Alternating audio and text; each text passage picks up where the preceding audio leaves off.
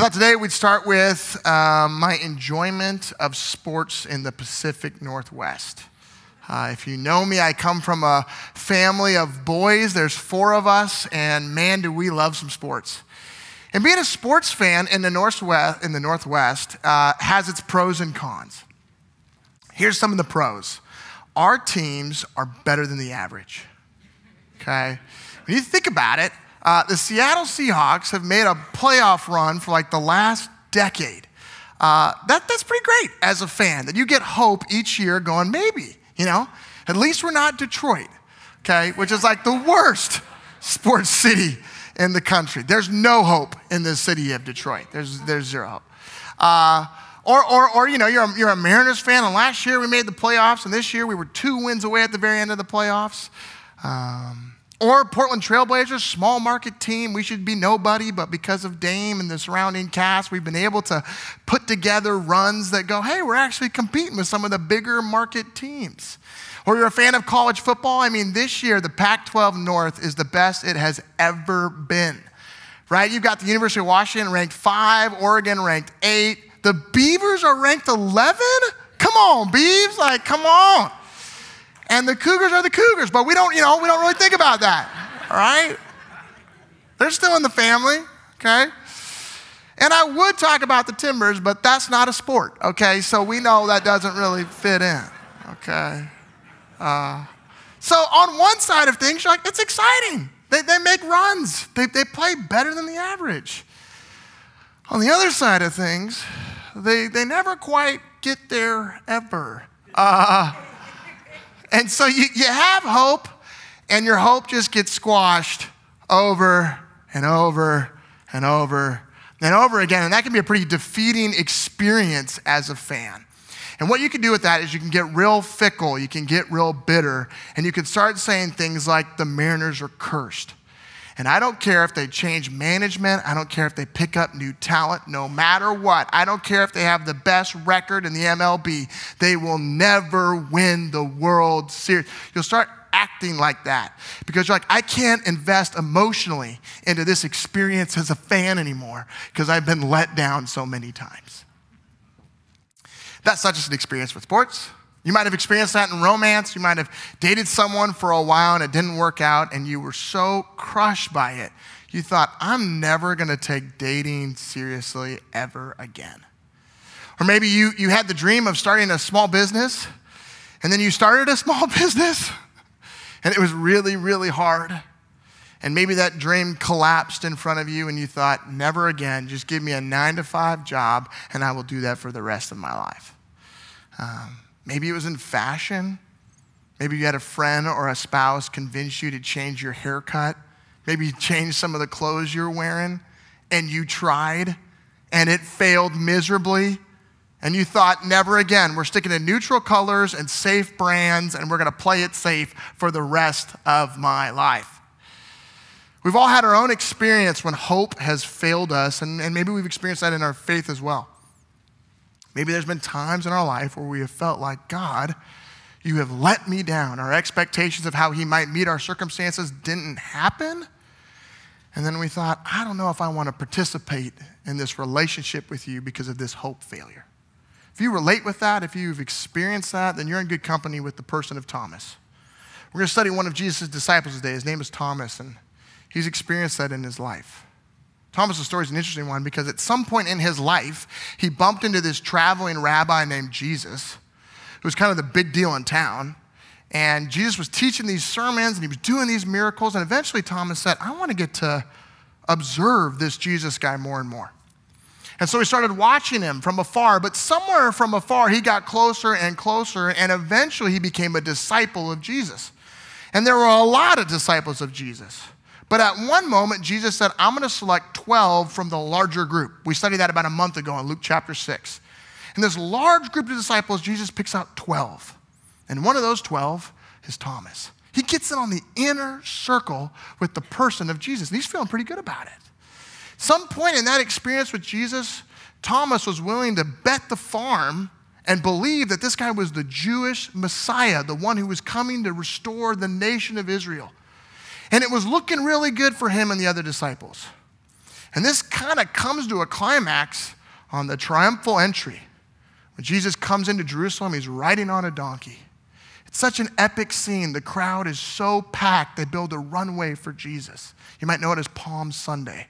They bring down the palm trees, they cut down the leaves, they lay it down, they put their coats down, they build this huge runway, and they rejoice at the arrival of the King. They sing Hosanna and worship songs as Jesus rides into Jerusalem.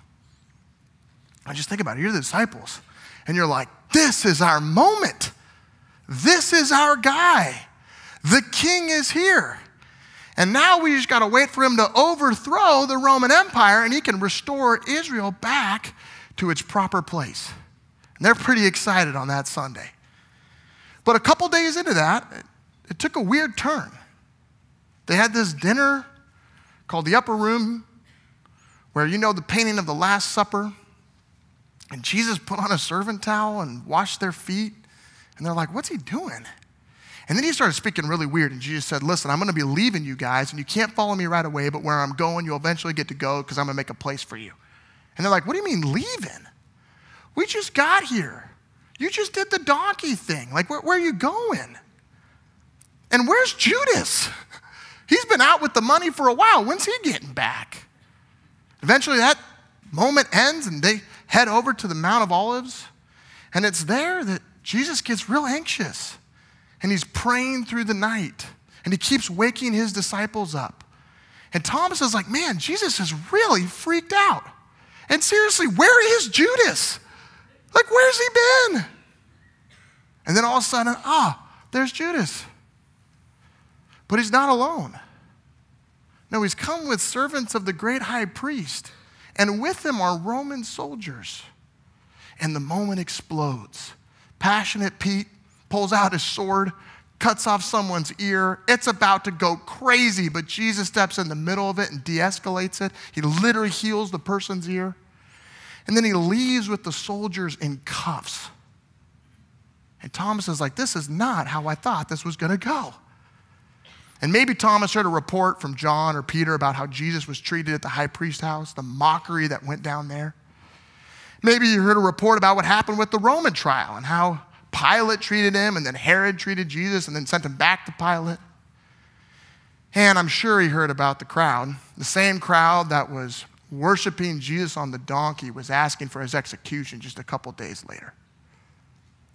And maybe the next time he saw Jesus after the garden scene was watching a beaten, bloodied, exhausted Jesus carry his cross through the streets of Jerusalem. And I don't know if he was close or if he was afar, but then he watched that cross get put in the ground, Jesus nailed to it with the sign that said, King of the Jews, and a crown of thorns on his head. And then he watched Jesus die there. He watched Jesus go from king to criminal in less than 5 days. Can you imagine the hope failure that Thomas experienced? And you and I know how the story ends. But he didn't. Because after that, Jesus conquers the grave, right? Easter Sunday. And he starts appearing to different groups of people. He even appears to a group of the disciples. The problem is, Thomas wasn't with them. And so when we enter into the scene to study Thomas today, we're going to look at a character who is stuck in pain and grief, and he's even drifted into unbelief. And there's an important lesson for us to learn today. So we're in John chapter 20. Okay, if you got a Bible, I'd love for you to open up to it. I lead with all that because you got to know where Thomas is emotionally. Okay, here's how it goes. Here's what we learn from John. John chapter 20, verse 24. Now Thomas, also known as Didymus, one of the 12, was not with the disciples when Jesus came. So the other disciples told him, we have seen the Lord. Okay, let's do a couple things. First, let's talk about the two names, Thomas and Didymus. Is Didymus his nickname? Sounds kind of like a Pokemon, okay? Actually, they're both nicknames. They both mean the same thing. They both mean twin. Thomas is in Aramaic, means twin. Didymus is in Greek. It means twin. Here's what we know about Thomas. He was a twin. Who is he twin with? We don't really know, okay? There's been some speculation, but his name means twin. Here's the other thing that John wants us to know, who wrote this story. One of the 12. He's reminding the reader, hey, this was a guy on the inner circle. He wasn't someone out on the far, outskirts of the experience with Jesus. No, he lived with Jesus. He watched Jesus. He experienced his teaching and his miracles. He knew him well. And here's the big deal. He was not with the disciples when Jesus showed up. Jesus appeared to 10 of them, and Thomas wasn't there. And the question is, why wasn't Thomas there? We don't really know. We don't know if they sent him out to get some groceries and he missed it. Here's what we do know. Everybody at their own way deserted Jesus. And maybe Thomas deserted him a little bit further. Maybe in Thomas's grief and pain, he said, I got to get away from people. We don't know. But here's the lesson. The lesson is, don't miss church, okay? Miss church, you might miss out on the second coming of Jesus Christ, okay? No. Here's the real lesson. If you want to keep a believing perspective, you need to be with believing people. And you might think I'm picking on Thomas, but I'll come back to that. Let me illustrate this way. You lose your job. And you go to people who do not have a believing perspective. And they say, oh man, I am so sorry that you lost your job. That is some bad luck that you have come across. Okay? There's one experience. Another one is you come to people of a believing perspective. And they say, I am so sorry. I wonder why God is closing that door. Can you feel the difference? One rejects faith. The other invites faith. If we want to be people who keep a believing perspective, we need to be around people who have the believing perspective. A saying we've said at New Heights for a long, long time, I heard it growing up here, is, show me your friends and I'll show you your future. If you want a future with faith, you better be with the people of faith. I don't say that to tell you to better ditch all your friends. No, but I do encourage you to evaluate the people you are around. What are the influences in your life? If you want to be a person of faith, you better be around people of faith that encourage you in different times in your life. Notice how Thomas responds. Thomas says this, unless I see the nail marks in his hands and put my finger where the nails were and put my hand into his side, I will not believe. Thomas refuses to believe. Even though his 10 best friends over these last couple years have said, we have seen the risen Jesus. He is back, Thomas. The same guys that were in the same grief with Thomas have said he's back. And Thomas says, I refuse to accept your testimony. I will not believe. This is where Thomas gets his nickname, Doubting Thomas, which I don't actually think is helpful because I don't think it's accurate. I don't think Thomas is struggling with doubt in this moment. I think he's struggling with unbelief. And you're like, what's the difference? Okay, let's do a little bit of defining of terms. Here's doubt. Doubt says I can't. Doubt says I can't believe. I want to believe, but I can't believe. There are obstacles in the way. I need discovery. I need evidence. Then I can participate in belief. Take the UFO phenomenon that's kind of taken a lot of attention in the news these last 2 years. It's like, hey, okay, I might want to believe, but I can't believe because I'm going to need some more evidence. I'm going to need some more evidence than a black and white video of a Tic Tac flying through the screen. And if that's the best you can do right now, well, then I am not going to believe because I'm going to need some more evidence. And you claim there's more. Well, I'll wait for you to show me some more, and then we can talk about it, right? There's a difference. Doubt is part of the Christian experience. We will all experience doubt in our walk with God. Here's the difference. Unbelief says I won't. Doubt is an issue of the mind. Unbelief is an issue of the heart. Unbelief says, if I believe, well, then there'll be consequences of that belief. There will be implications of the reality of God in my life. And so I choose not to believe because I don't want to face those implications. Let me show you why I think Thomas is stuck in unbelief and not doubt. Let's look back to his statement. He says, unless I see, I will not believe. Is it an issue of evidence for Thomas? I don't think so. He's got his 10 best friends telling him they have seen the risen king. It would be a pretty sick joke for those guys to make that up. I don't think that's what's happening. Also, he has the words of Jesus throughout Jesus' ministry where he told them, I'm going to die, guys. I'm going to come back. I'm going to go away. I'm going to return. But yet Thomas refuses to believe that. I don't think it's an issue of doubt. I think it's an issue of unbelief. Let me show it to you on the spectrum. These two guys live in the same neighborhood, okay?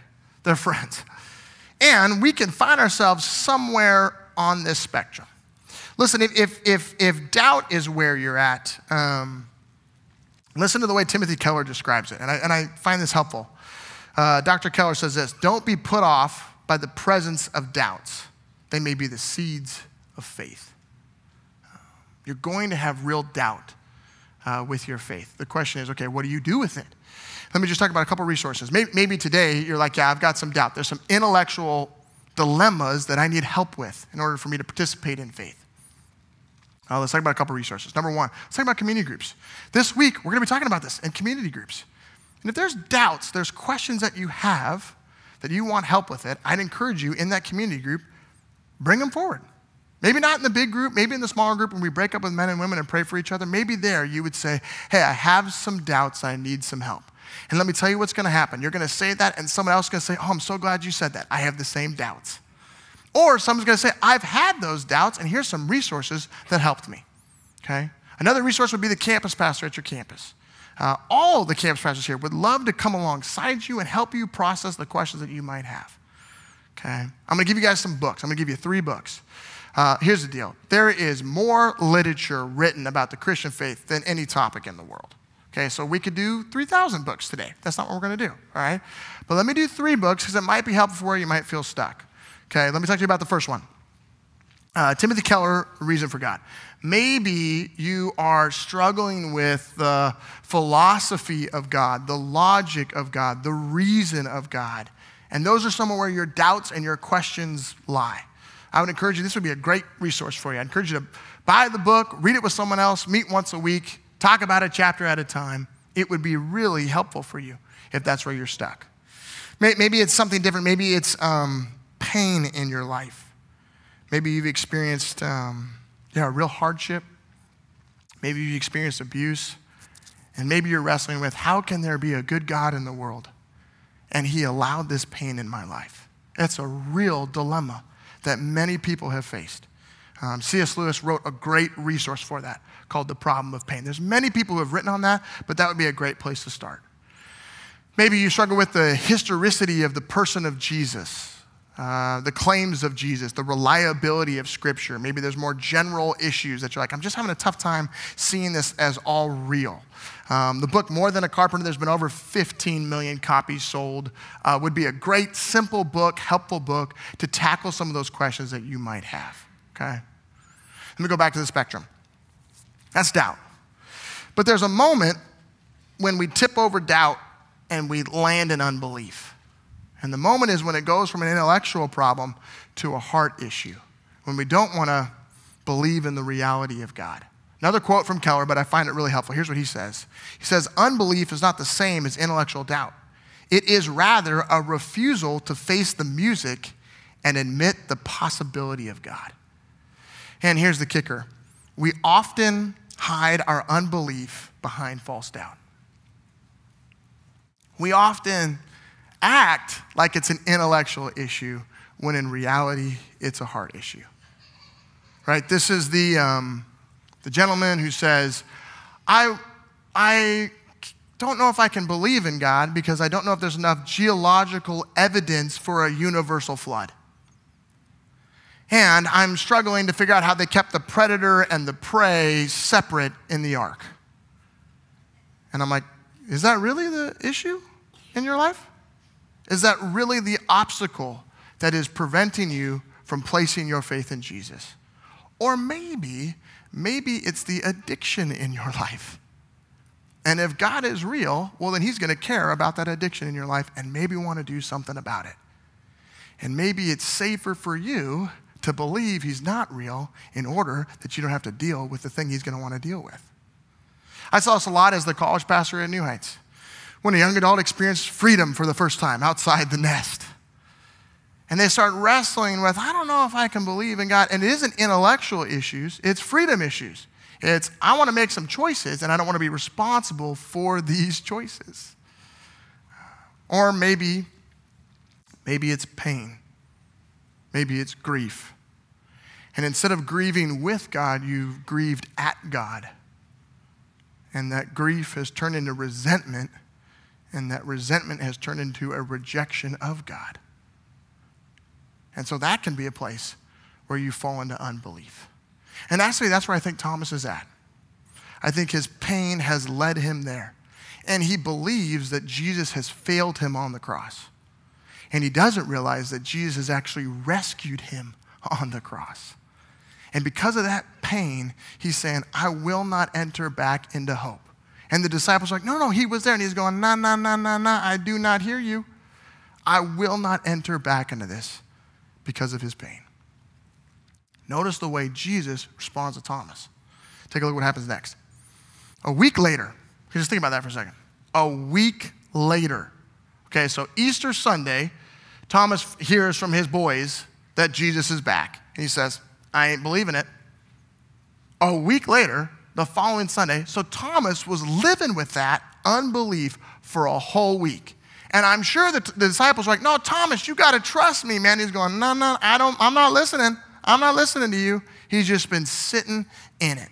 Okay, here's what happens. His disciples were in the house again, and Thomas was with them. Though the doors were locked, Jesus came and stood among them and said, peace be with you. Okay, a couple things. Let's talk about though the doors were locked. This is John, who wrote this story. He wants to demonstrate Jesus' divinity. He wants to demonstrate that Jesus is God. And so he's like, listen, everyone, the doors were locked. Okay, they were locked. And then here's what happens next. Jesus came and stood among them. Okay, he didn't go through the front door. He didn't knock. The Ring camera didn't pick him up. It wasn't like that. It's like they were afraid of Jewish persecution because Jesus was just killed on the cross. And then all of a sudden, as they're locked down in their house, Jesus is there among them. What did that look like? I don't exactly know. I don't know if that was like Nightcrawler poofing through walls. I don't know exactly how it went down. But John's like, it wasn't a normal entry, okay? But he gives them a normal greeting. That's the peace be with you. It's a normal greeting, but it's an abnormal moment. Look at what happens next. Then he said to Thomas, put your finger here. See my hands. Reach out your hand and put them into my side. Stop doubting and believe. Normal greeting, abnormal moment, because as Jesus stands there, he goes, Thomas? Can you imagine how Thomas is feeling? Can you imagine this moment? The disciples are like, I told you, Thomas. There he is. And what's Thomas doing? Is he acting like he's like asleep on the couch the whole time? He's like, I'm not here. I'm just not here right now. But then Jesus literally quotes Thomas back to him. And he says, oh, you wanted an issue with an investigation of the facts. Come investigate, Thomas. Come investigate and choose to believe. Let me talk about this stop doubting and believe. This is how the NIV interprets it. And I'm not as smart as the people who interpret the NIV, but I disagree with their interpretation. I'm not the only one. Let me show you how the ESV interprets it. The ESV says, do not disbelieve, but believe. And I'm picking on this a little bit because I don't like that word doubt. And I think the Greek more accurately says this. Stop being an unbeliever, become a believer. Thomas, stop refusing to enter into hope again. Come participate in it. Now, how does Thomas respond? Look at his response. He says, my Lord and my God. I find it so interesting that Thomas doesn't say, I'm not buying it. I need a biopsy. I need to know he was really dead. I also find it very interesting that Thomas doesn't do what he said he needed to do. He doesn't go and touch the holes. He doesn't go investigate because it wasn't an issue of the mind. It was an issue of the heart.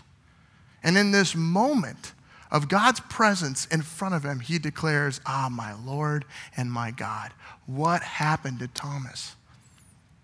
Well, for one, God just quoted Thomas back at him. And you have to ask yourself, how did Jesus know what was going on with Thomas? A week ago, did Peter call up Jesus and say, hey, Jesus, we got a problem here. Thomas isn't believing. And he's only going to believe if he can touch the holes and see the wounds. Well, that didn't happen. But somehow Jesus knows. And for Thomas, there's a recognition of, he was there. If he's here quoting me from there, then he was there. And if he was there, well, then he's everywhere. And he becomes aware of God's presence all around, right? The theological term would be omnipresence. He becomes aware there's nowhere that he can go that would be outside the presence of Jesus. And because of that, he's willing to change his moment. And he goes from stuck to unstuck. Listen, here's the deal. The solution wasn't to examine more evidence. The solution was to recognize God's presence in his life. If you find yourself in unbelief, you don't need more data. It's not data that's going to take you from stuck to unstuck. It's a recognition of God's presence in your life. Let's look at his declaration. Thomas says, my Lord and my God. Let's start with the first my. It's personal. Whenever you become aware of God's presence in your life, it demands a personal response. Yes, there's a corporate response as we gather as a church, but there's a personal response to realizing God is right here before me. And Thomas has a personal response to God. The second thing is he calls him Lord. He calls him Lord because at this moment, there is no question who has authority in the relationship. It speaks to his kingly position. It speaks to his power. When we recognize God's presence in our life, we don't question who's in charge. And then Thomas takes it one step further, and he calls him my God. It speaks to the deity of Jesus. It speaks to his sovereignty. Where Thomas is realizing, there ain't no one like you, Jesus.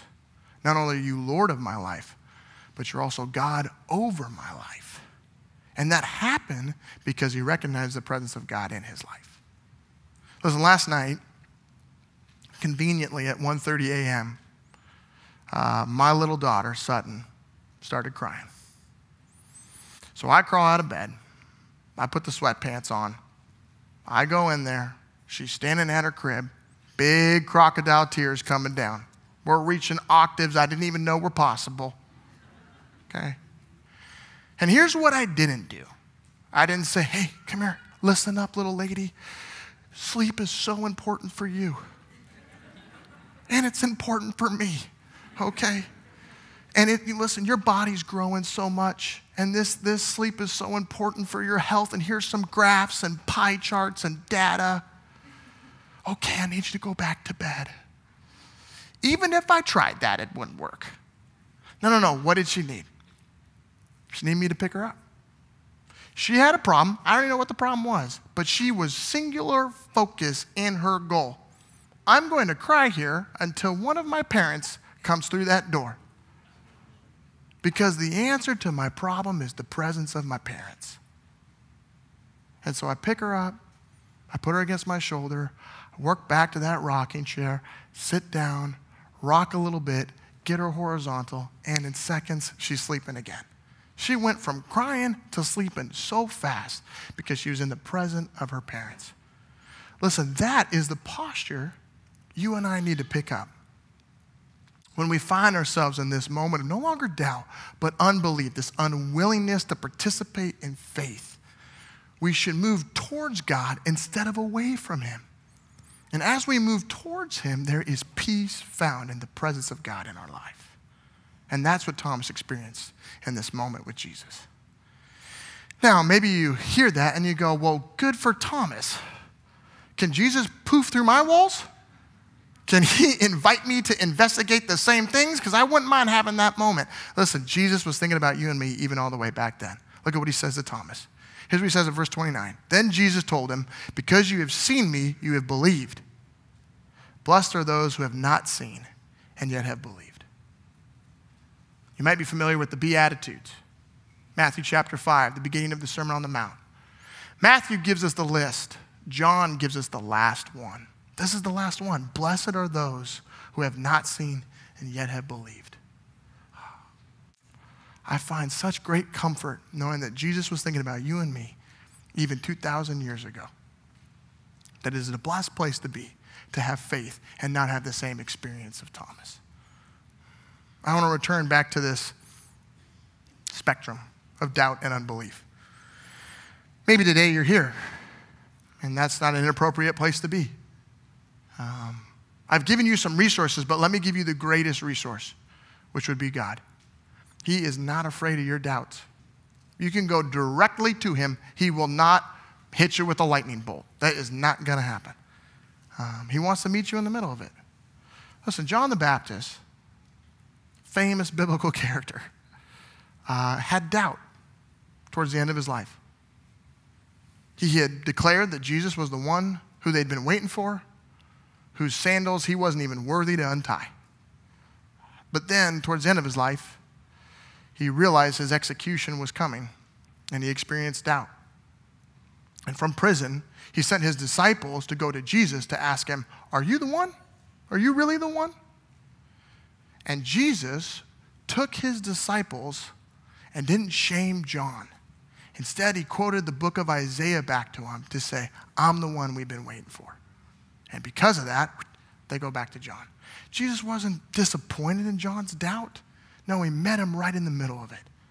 Just like God's not disappointed in our doubt, he wants to meet us in the middle of it, and you can go to it with him in prayer and say, can you help me with these questions? I need help in the middle of it. Maybe it's not doubt, though. Maybe it's unbelief. Maybe you realize, it's no longer an intellectual issue. It's more of an issue of the heart. And you're wondering, how do I get unstuck? How do I get back in hope in Jesus? Listen, the answer is to seek him. That's the answer, to seek him. Listen, God said to the prophet Jeremiah, here's what he said to him. He said, you will seek me and find me when you seek me with all of your heart. And when you seek him, really you come to the understanding there's nowhere where I can go that he is not. Now, here's the deal.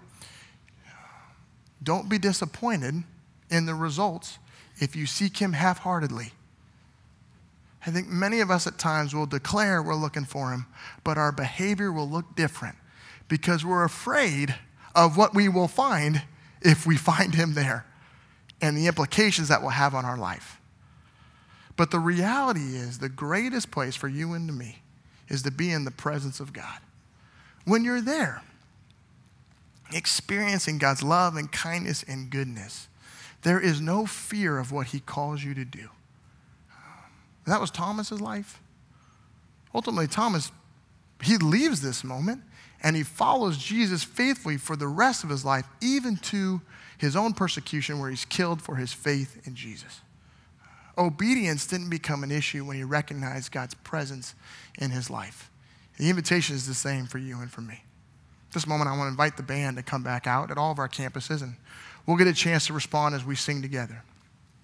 Listen, worship is a great moment where we get to say, okay, Lord, I recognize your presence in my life at this moment right now. And as I recognize it, you know what comes forth, Lord? My Lord and my God. There is a personal response. You have authority. I don't. You're God. I'm not. Where are we going? It's a great moment where we get to do that together as a church. Let me pray, and then we'll get to sing together. God, we thank you. We thank you for your gentle, patient pursuit of those of us that find ourselves in moments of unbelief, fearful of what obedience might look like or relationship with you, and yet you're gentle with us and remind us of your goodness. Lord, I do pray for those of us that maybe have gotten the story wrong. Maybe we feel like you have failed us when in the reality you have rescued us, and maybe our expectations don't actually fit what you're giving us. And so, Lord, would you help pull our focus to that today? God, I do pray for each of us that as we respond in worship, that there would be a recognition of your presence right now today. And in doing so, Lord, we may respond, my Lord and my God. Amen. Why don't you stand and we'll sing together.